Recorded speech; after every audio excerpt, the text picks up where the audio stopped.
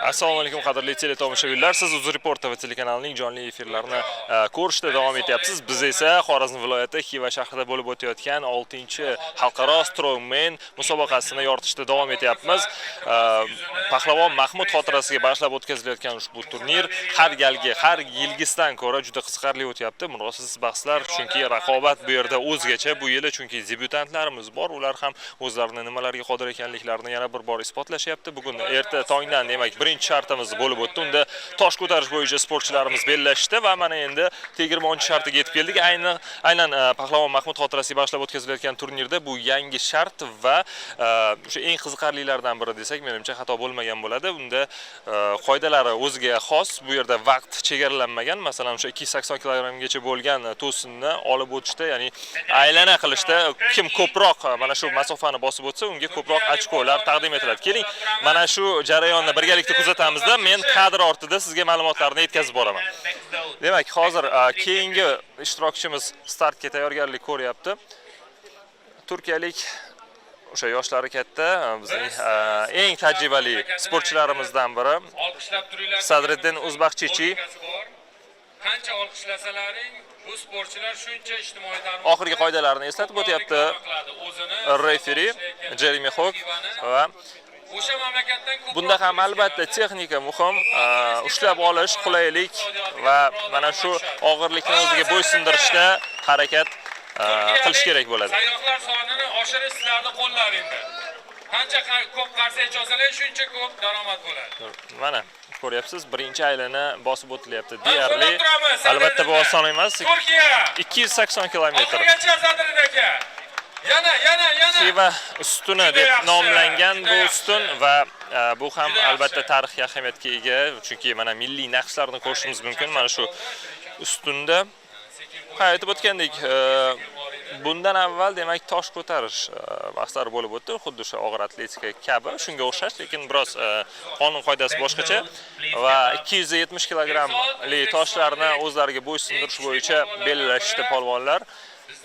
Eng ko'p, eng yaxshi natijalar shu 9 bor ko'tarish bo'ldi va mana shu bo'lib o'tgan 3 ta shart natijalariga ko'ra favoritlar ham ko'rinib qolyapti sekin-asta va taxminim bo'yicha aytib o'tgan bo'lardim. O'sha birinchi marta ishtirok etayotgan Tiano Din Russell, Yangi Zelandiya, Aucklanddan tashrif buyurgan pahlavonimiz juda ham oldinga o'tib ketganini ko'rishimiz mumkin. Har bir shartni juda a'lo darajada bajaryapti va tosh ko'tarishda ham 9 ta urinishni amalga oshirdi va bu eng ko'pi bo'lib turibdi. Mana endi biz aytib o'tganimizdek 20-shartiga o'tdik. Hamyurtimiz o'z ishtirokini o'tkazyapti.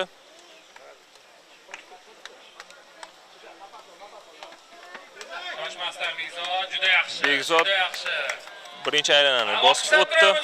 Sportchini Ikkinchi aylanaga urinyapti va hozircha yaxshi ketyapti Begzod.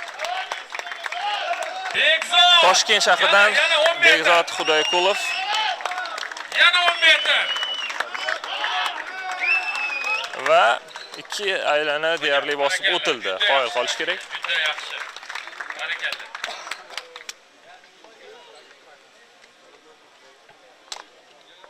Bundan avval esa Navruz Arabov o'z ishtirokini yakunladi. Mana shu shartda bundan tashqari Janubiy koreyalik debyutant Yo Usyong ham o'z chiqishini amalga oshirib bo'ldi. Hamza Primov haqida hozir ma'lumot berilyapti bizga. O'sha o'zbek strongmenlari ichida birinchilardan bo'lib O'zbekiston sharafini himoya qilgan va ustoz strongmenchilardan hisoblanadi albatta va bu ma'lumotlar bizga ham albatta qiziq. Mana endi qo'shni Qirg'iz Respublikasi vakili startga tayyorgarlik ko'ryapti. Aynan tosh ko'tarish bahslarida u juda yaxshi harakat qilganini ko'rdik biz. Murojaat qilishlar mumkin. Adashmasam 7 bor toshni o'ziga bo'ysundirgandi va mana endi 20-shartida o'zi demak og'ir atletikachi bo'lgan ekan. Sultonbek Mambetaliyev Mongoliya tayyorlanib turibdi. Sultonbek! Oxirgacha. qo'llab-quvvatlab turishibdi uni muxlislar. Oxiri yo'q. Ko'proq quruq qilasiz. Ha! ikkinchi aylana. Yana bitta krok oxirigacha. Barakalla. Barakalla.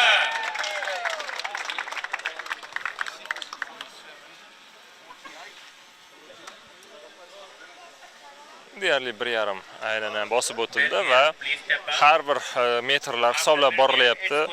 Hakamlar tomonidan aytib o'tamiz, hakamlar ham xalqaro darajadagi Jeremy Hawk doimiy bizni mana shu Strongman o'yinlarini boshqarib boradigan asosiy referi. Bundan tashqari Rohael Ahmad u Kanadadan tashrif buyurgan Torontolik, u mana shu ochkolarni hisoblab borish bo'yicha yordam beryapti. Bundan tashqari mahalliy ikkita hakamimiz bor.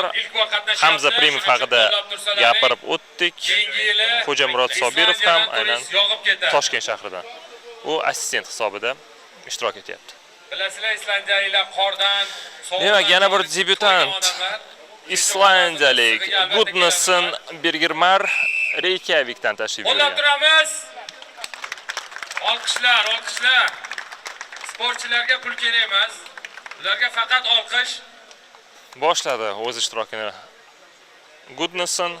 Hozircha ishonchli tarzda, yuzda xavotiri yo'q, lekin sekin-asta baribir kuchlar ishlatila boshlanadi va bir-biriga raqib emas. chidamlilik qanchalik ekani bu yerda sinovdan o'tyapti. Beki. Biroz noqulay ishlab olganga o'xshab ko'rinyapti menga Gudnason. Menimcha xuddi shunday bo'ldi, shuning uchun ham qo'yib yuborishga majbur bo'ldi. Bu yerda texnika muhim, do'stlar. Bu yerda ushlab olishdagi texnika juda muhim. Chunki bir mashqni yengillik bilan bajarishi mumkin. og'ir ma'lum birida kelganda vaznni ham, yengil vaznni ham ushlaganda qanchalik qulay uni o'ziga bo'ysundirish har bir sportchi uchun muhim hisoblanadi. asosiy prinsipi bular barcha qo'lidan kelgan kuchini sarflaydi. Hech qanday tanlovni tanlamaydi. Biz tanlaymiz, lekin bular qanday musobaqa berishdan qat'iy nazar Guvoh bo'layotganingizdek, atrofda muxlislar ham ko'p, tomoshabinlar yig'ilgan. O'sha o'tgan yillardan ko'ra ko'proq qiziqish bo'lyapti baribir musobaqalarga. Bilasizlar, Mongoliyada kurash bor, o'ziga xos. O'shanda 4 marta mamlakat chempioni, eng kuchli polvon. Va bu musobaqalarni aytib o'tish kerak, o'sha Arda Xiva turistik majmuasida bo'lib o'tyapti va juda ham chiroyli atrof, muhit, tarixiy obidalar, mana bunday chiroyli sharsharalarni ko'rishimiz mumkin atrofda va bu yerni aytib o'tish kerak, davlatimiz rahbarligi boshchiligida tashkil etilgan majmua va yiliga 2 milliongacha turistlarni o'zida qabul qiladi va aynan mana shunday musobaqalarni Arda Xiva maydonida o'tkazishdan asosiy maqsad ham turistlarni ko'proq jalb qilish va mana shunday yoz faslida ham mehmonlar oqimini ko'paytirishga qaratilgan. Demak, Mo'g'ulistonlik debyutant sportchimiz o'z ishtirokini o'tkazyapti. Juda odobli polvon, ko'ryapsiz? Ajoyib. Natijani ham o'ylamayapti. Keyingi odamga bir aylanani xotirjam bosib o'tdi. 2 metr, 3 metr uzoqroq qo'yay ham demayapti. Bu ham polvonlarning odobini bir ko'rinishi. Myagmar Badarch o'z ishtirokini yakunladi va juda yaxshi natija ko'rsatdi. bizning juda bir tajribali ishtirokchimiz startga chiqyapti. Lukas Svoboda.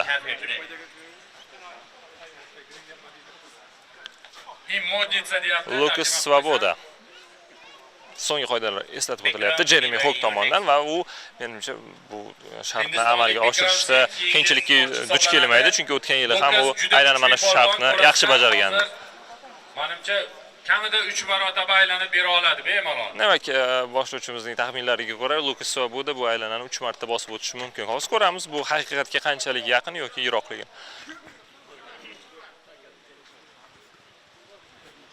Good pace, Lucas.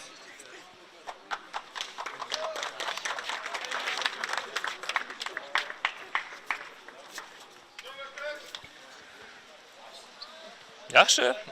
Ikkinchi aylana boshlandi. Hozircha xotirjam, lekin yo'q. Tugatdi o'z ishtirokini 1,5 aylana.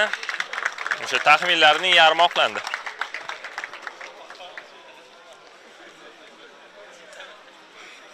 Yomon emas menimcha, Svoboda bu shart uchun bir aylanadan ko'proq harakat qildi baribir. O'zi bu turnir boshida matbuot anjumani, ya'ni kichik brifing ham bo'lib o'tdi. Unda o'sha qoidalar eslatib o'tildi. O'tgan yilgi o'sha video lavhalar orqali shartlarning ketma-ketligi tanishtirib o'tildi. Aytib o'tganimizdek, bu yerda debyutant sportchilarimiz ko'pligi hisobiga va o'sha brifingda, ya'ni brifing yakunlangach qur'a tashlash marosimi ham bo'lib o'tdi va qur'a tashlash marosimida pahlavonlarning ketma-ketligi aniqlandi shart bajarish bo'yicha, lekin bir narsaga e'tibor berish kerak. Aynan birinchi shartdan so'ng eng kam ochko jamg'arganlar, ya'ni hozirda eng kam ochkoga ega bo'lgan pahlavonlar har bir shartni o'sha birinchilardan bo'lib boshlaydi va eng favoritlar esa shartni so'ngida chiqish qilishadi. Bu ham o'ziga yarasha qizg'inligini oshiradi musobaqani. Bikram Singh hindistonlik ancha tajribaga ega sportchimiz bir necha yillar davomida qatnashib kelyapti ushbu Pahlavon Mahmud xotirasiga bag'ishlab o'tkazilayotgan Strongman xalqaro musobaqasida va bu safargi natijalari menimcha birmuncha yaxshi, chunki tosh ko'tarishda ham u kamida 8 ta demak ko'tarishni amalga oshirdi va bu bo'yicha imkoniyatlarini yaxshilab oldi.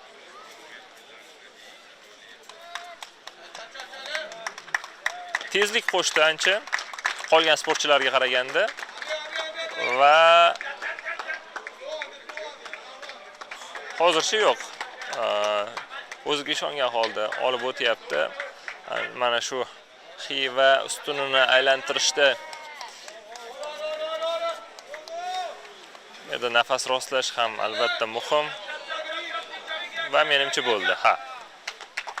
Bikramji, very good performance. Ikki aylana va qo'shimchasiga yana chorak bosib o'tildi. Beradigan atletlardan doim har bir musobaqamizda bir jiddiy jarohat olmasdan ketmaydi. Masharif, you are up. Chunki maksimum nimasini ko'rsatish. Boshlovchimizni eslab o'tgandek, Bikramda jarohatlar bo'lgan avvalgi turnirlarda. Bu albatta 2019-yilda ilk boshlarga astoydil kirishgan oqibati deb menimcha yaxshi gumonda bo'lamiz. Endi bu safargilarda umid qilamizki, hech qaysi pahlavonimiz jarohat olmaydi va yaxshi kayfiyatda, yuqori tempda shu musobaqani o'tkazib olishadi. Hozir esa Xorazm farzandlari Do'stlar, umumiy shartlar soni 7 ta. Eslatib o'taman. Kuni kecha ochilish marosimidan so'ng cho'girma otish musobaqasi bo'lib o'tdi. Undan so'ng esa Mo'ynoq langari, ya'ni langar tortish. Mana bugungi musobaqalar esa tosh ko'tarish va Masharif sal pastga tushirasiz, ko'tarib olmaslik kerak. mana bu musobaqamiz bilan davom etyapti turnir. Chunki yelka emas, albatta kis deymiz, o'sha bilan ko'tarish kerak.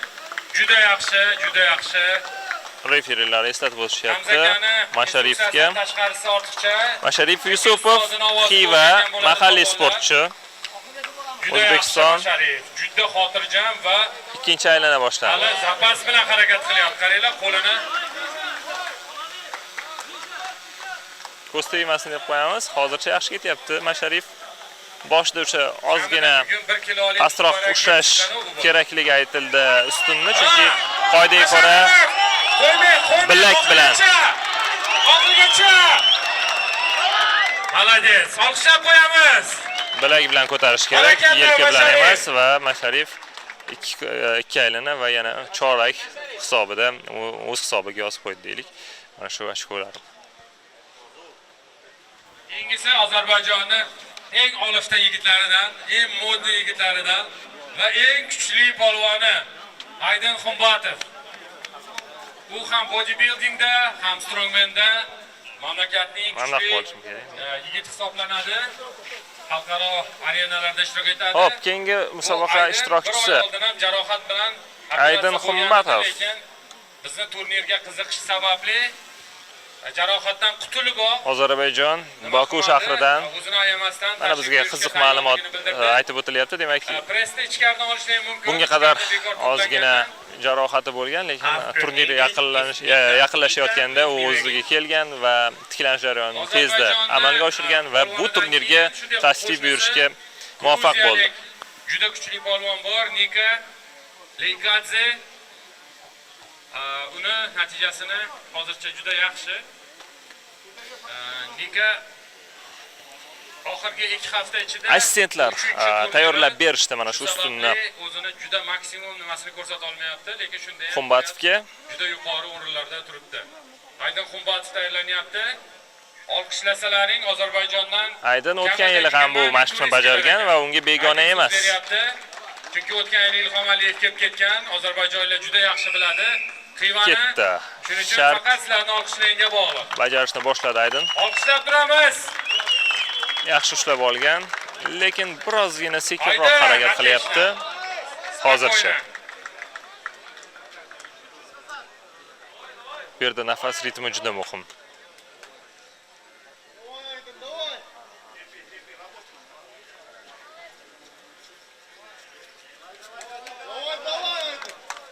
Yaxshi, ikkinchi aylanaga o'tdik. Aydin Xumbatovni qo'llab turishdi muxlislar ham, sportchilar ham. Aytib o'tganimizdek, jarohati bo'lganiga qaramasdan mana shu turnirda ishtirok etish xohishini bildirgan va kelgan va deyarli 2 aylana, deyarli mayli chorak Juda kam. yaxshi natija. Aydin. Endi gruziyalik eng kuchli polvon Nika hozir sizga mahoratini ko'rsatadi. After Nika Likayadze endi Ivan startga needs to be chiqadi. ready for next. Likayadze ortiqcha ta'rif berish shart emas. Haqiqiy polvon, ko'rinish ham o'zi ham juda xotirjam yigit. Bundan avvalgi musobaqalarda ishtirok etib kelgan Bu strongman sporti va rivojlangan doimiy favoritlar qatorida e'tirof etiladigan Nika Likayadze. Gruziya. Yosh avlod hisoblanadi, ularning orasida kichkinalardan biri, lekin juda kuchli. Chunki Paulo Kardiaka, Novik degan xalqaro arenalarda top 3 talikka kirgan, jahon chempioni bo'lgan sportchilar bor Ukrainani, ayniqsa strongman Ketdi. Nika yuguryapti qarang. Qoyil. Nikani ko'ryapsizlar. Yuguryapti. Asosiysi xavfsizlik qoidalariga e'tibor bergan holda. Juda yosh yigit bo'lishiga qaramay 2006 bo'lsa kerak adashmasam, pasportida shunaqa edi. Juda ajoyib harakatlar. Lekin otasidan ham ovqatlangan kerak. Tezlikni, tempni tushiryapti va bu Qoyil bilan Nika. kuchini tejashga harakat qilyapti. Endi to'g'ri bu yerda Qoyil. ko'proq oyoq mushaklariga bosim bo'layotgan bo'lishi mumkin, lekin Qoyil. biroz sekinlashdi mana endi. Juda yaxshi Ko'ramiz. Nika. Еще немножко. Еще 50 шагов и все. Ты можешь поставить. Ника, ты можешь больше. Отлично. Uchinchi aylana bosib o'tiladimi? Некуда спешить, да. Keep going, Bosib Nika. o'tiladi menimcha, ozgina qoldi. Har bir qadamini yana qo'shib boryapti. Juda qoyil Nika. Great job. Ozgina qoldi. Maksimum kuchini sarfladi, maksimum 3 aylanaga ozgina qoldi. qadamlar yurishga harakat qildi, chunki mediklar kerak emasmi? Do'stlar, demak, Nika Likayadze deyarli 3 aylanani bosib o'tdi va yaxshi natija. Qo'yamiz Nikani. What is the result, Jeremy? 109. 109 metr tasavvur qilyapsizlarmi? 109 metrga 109 metr bosib o'tilibdi. Bizga shunday ma'lumot berishdi. 109 kilogramm, 109 metr, demak 280 kilometr vazn bilan olib o'tish juda qiyin. Next up, we have Ivan, and Ivan, after Ivan is Villiers. Villiers, be ready, please.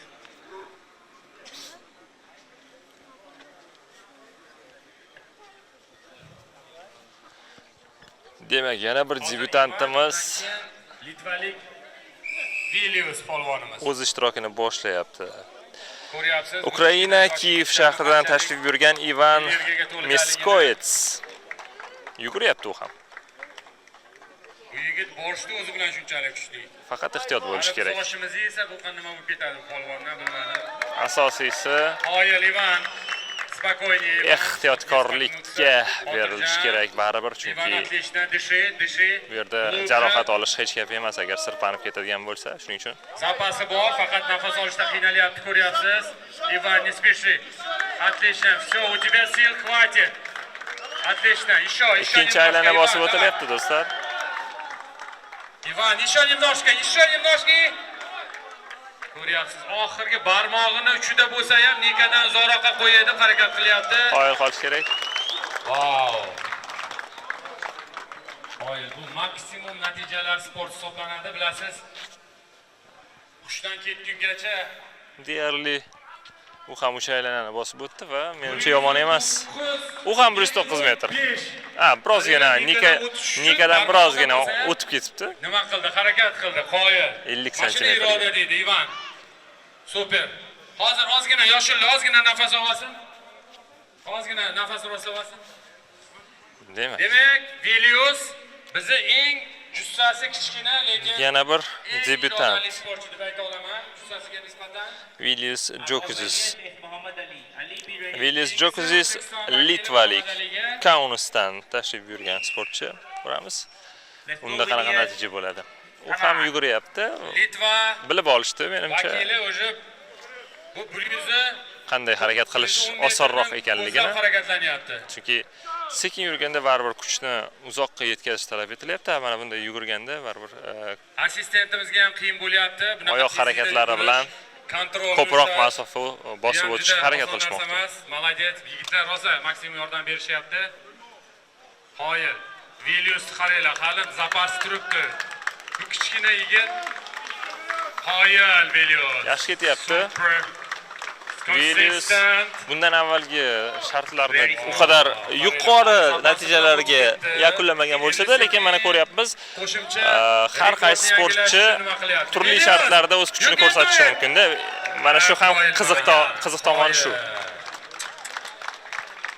Vilius Menimcha hozircha eng yaxshi natija. Nafaqat Litvada, balki Viliusda ham o'tgan bu yilgi eng kuchli polvon unvonini oldi. Asosan Yevropada yashaydi. Hozir bilamiz, aynan necha metr bosib o'tdi Vilius. Kirgan, ko'ryapsiz. Muhammad Ali is next. After Ali is Raza. Raza believe 125 metr demak. 125 metr tasavvur. Qoyil qolish kerak, 125 metrni bosib o'tdi va hozircha eng yaxshi natija do'stlar Viliusda, lekin hali oldinda bor. Biz kutayotgan pahlavonlar, ularning orasida ham yurtimiz ham bor. Hozircha eng yaxshi natija. Muhammad Ali uylanmagan, shuning uchun tema uchun aytayapman. Agarda nomzodlar bo'lsa, marhamat. Va bu musobaqa xuddi kelinni ko'tarib mashinadan Demak, Muhammad Ali To'xtamatov o'zbekistonlik pahlavon o'tgan yilgi musobaqada 2-o'rinni qo'lga kiritgan. Raza please be 2-o'rinni qo'lga kiritgan hamyurtimiz. Muhammad Alini qo'llab turamiz olqishlar bilan. O'zbekistonning faxri hozir Muhammad Ali yelkaga emas, qo'lga tushirishimiz kerak, ha, tushirishimiz kerak.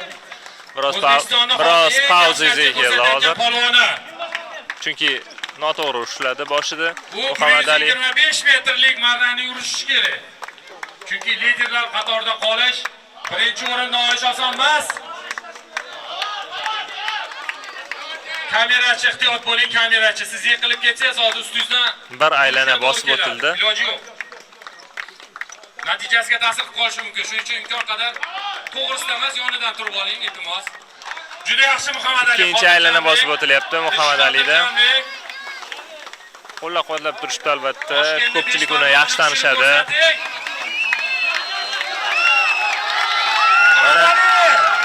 Juda yaxshi, shoshmasdan Muhammad Ali. Hammasi zo'r. Nafas olishda ham Va to'xtadi negadir. To'xtamasdan. Kuchingiz yetib ortadi Muhammad Ali. Shoshmasdan. Ozgina qoldi Muhammad Ali, ozgina. 10 metr xolos. Muhammad Ali. Xo'sh. Va yengilandi. Eng yaxshi natija yangilandi albatta. 3,5 aylana bosib o'tildi. Belizdagini belbog'ni yechib, chuqur nafas oling. Taxminan 130 metrdan ko'proq bosib o'tdi. 135 metrlarga yaqin deylik. Muhammad Ali To'xtamatov. Lekin menimcha o'sha kelin haqida gapni eshitib, yana ham natijani ko'proq ko'rsatish keldi. So'zimiz kuchida qoladi, agarda Xorazmdan va boshqadan nominantlar bo'ladigan bo'lsa. Ajoyib harakat. Nominantlarni esa Xotin Pro jamoasidan birorta yaxshi menejer bo'lsa, 131, the highest so far. 131 metr natija bilan After this, hozircha birinchi o'ringa chiqib oldi Muhammad Ali To'xtamatov. Ha, qiyin do'stlar, ko'rib turibsiz emotsiyalarni. Juda qiyin. Buning uchun yillab mashg'ulotlar o'tkaziladi, yillab tayyorgarlik ko'riladi va kichik xato ham mana shu barcha tayyorgarlikni yo'q qilib yuborishi mumkin. Albatta, texnikaga katta e'tibor qaratish lozim. Mana endi asosiy o'sha pahlavonlarimizning chiqishlarini ko'ryapmiz. Muhammad Ali To'xtamatov ham albatta eng favoritlar qatoridaligini aytib o'tdim. U ikkinchi o'rinni olganini aytdim. O'tgan yilgi musobaqada mana endi 4 karra Pahlavon Mahmud xotirasiga bag'ishlangan Strongman o'yinlarining 4 karra chempioni Eronlik bizni bilasizlar. 5 ta turnirimizda 4 ta g'olib bo'lgan eng kuchli polvonlardan biri. Hozir bu safargi turnirda ham natijalari juda yuqori. Kecha aylana bemalol bosib o'tildi. Zapasi bilan kuchi juda yuqori va yangi avlod hozir uni natijasiga yaqinlashishga harakat qilyapti. Rizo ikkinchi aylanani bosib Reza o'tyapti. Pahlavon. Reza! Lekin qiynalib nafas olyapti-da. Charchagan ko'rinadi. Lekin irodasi juda yuqori. Kutilmaganda Reza Pahlavon natijani Ikki aylana. kutilgan avvalgi yillarga nisbatan ancha ozroq. What is the result, Jeremy? 76 meters. 76 metr. O'tgan yilgi natijasini yarmini ko'rsatdi. Balki jarohat sababdir, balki Ha, aytib o'tganimizdek, 4 karra chempionimiz baribir favoritlar qatorida tilga olinadi, chunki qolgan shartlarda qandaydir o'zgarishlar bo'lishi mumkin, lekin hozircha Rizo boshlovchi aytib o'tganidek 76 metrni bosib o'tdi va bu o'tgan yilgi natijaga qaraganda biroz yomonroq. Havo juda yaxshi, nisbatan bulutli bo'lib turibdi, lekin albatta bularga Lekin eslayman, shu o'tgan yilgi mana shu Our last contestant. mashqda, aynan mana shu bahsda Rizo eng yaxshi natijalardan birini qayd etmagan. O'shanda ham biroz kamroq metr bosib o'tgan, lekin qolgan shartlarda oldinga o'tib ketgandi. Mana endi asosiy hozircha favoritimiz birinchi o'rinda boryapti ochkolar hisobiga ko'ra, chunki u oxirgi bo'lib ishtirok etyapti. Shundan ham bilib olsak bo'ladi. Tiano, olqishlab turamiz. Olqishlab turamiz. Tiano Den Russell, Yangi Zelandiya Auckland shahrida. Tiano, good job. Ikkinchi aylana. Ko'ryapsizlar, polvonlar bir-birini qo'llab, instruksiya beryapti, orqaga suyanib, nafas ol. Ko'krak qafasi bosiladi bu sport turida. Nafas ola olmadimi, bo'ldi, uni natijasi yomonlashadi. Tiano, you can do it. One more circle. Tiano. Hop. New Zealand. Navbatdagi aylanani boshlaydi. Boshladi, lekin to'xtadi. Ha, bu haqiqatda qiyin. Jarayon. Tiano juda irodali. Va shu bilan menimcha Muhammad Ali va ishtirokchilarimiz ham yakunlandi bu shart bo'yicha. Hozir hisob-kitob ishlari olib boriladi. Menimcha sportchilar dam olsa bo'ladi. Ha, xuddi shunday. Our challenge number 4 is over. Athletes can get rest. Demak, Get their ishtirokchilarimiz soni ham o'z nihoyasiga yetdi va do'stlar, lunch area. ikkinchi kun musobaqalarning ikkinchi sharti ham mana shu tarzda yakunlanyapti. Ko'rdik. Muhammad Ali To'xtamatov hamyurtimiz eng yaxshi natijalardan birini qayd etdi, lekin hali oldinda shartlar ko'p va undan oldingi turnirda, ya'ni shartlarda biroz pastroq natijalar qayd etgan pahlavonlarda hali imkoniyat yuzaga keladi va biz kechga yaqin navbatdagi shartni boshlaymiz. Hozircha esa tanaffus e'lon qilinadi. UzReport TV telekanalini kuzatib boring. Biz esa sizga Pahlavon Mahmud xotirasiga bag'ishlab o'tkazilayotgan 6-xalqaro mana shu Strongman musobaqasini sizga jonli yoki o'sha xabarlar dasturlarida jarayonlarni, natijalarini yetkazib borishga harakat qilamiz. Compatriots.